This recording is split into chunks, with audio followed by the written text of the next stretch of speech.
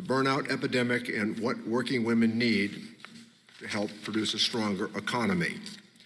In just a few minutes, we will hear the powerful stories of women who are doing their best to exist in our economy. I'm going to be brief because I want to let them do the talking.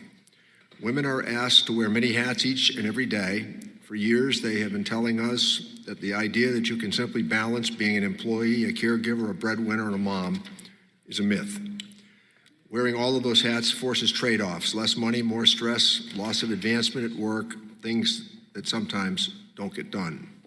Women are working hard. Our economy still doesn't seem to be working for all of them. The pandemic didn't create this problem, but it made it worse. In the last 2 years, millions of women have been driven from the workforce for reasons out of their control. 1 million women have still not returned to the workforce despite millions of job openings. It's easy to see why. 1 in 5 workers, most of them women, are caregiving for a loved one while working.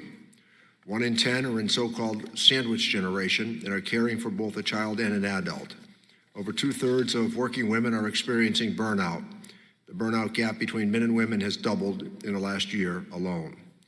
The 5 women on our panel today are experts on their own lives and the challenges that they face. Each story is unique, but you will hear themes that mirror the challenges facing millions of American women. Dreams have been sacrificed, goals have been put on hold, and I know plenty of sleep has been lost. This isn't just an issue of trying harder, it affects all of us. We cannot expect our economy to perform to its fullest potential when a large swath of the workforce can't even get through the door. Women's workforce participation rates, of which you know I have a profound interest, and the earnings trail we acknowledge as it relates to men are part of this discussion. The National Partnership for Women and Families estimate that this costs our economy $650 billion a year. Labor force participation amongst women in the United States is consistently behind our peer countries that provide basic supports for caregiving.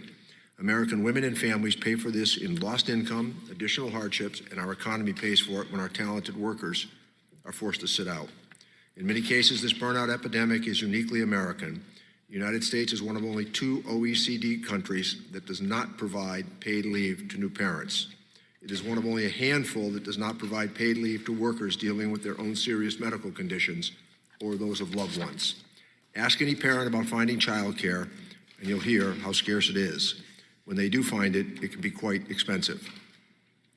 Last year, we held a very similar hearing where we heard loud and clear about the policy solutions that would better support women and unlock their full potential. Since then, this committee has led with a guaranteed child care and universal paid family and medical leave legislation. Unfortunately, many of our colleagues on the other side did not join us in recognizing the urgency of creating these basic workplace supports. We won't give up, however. Too much is at stake.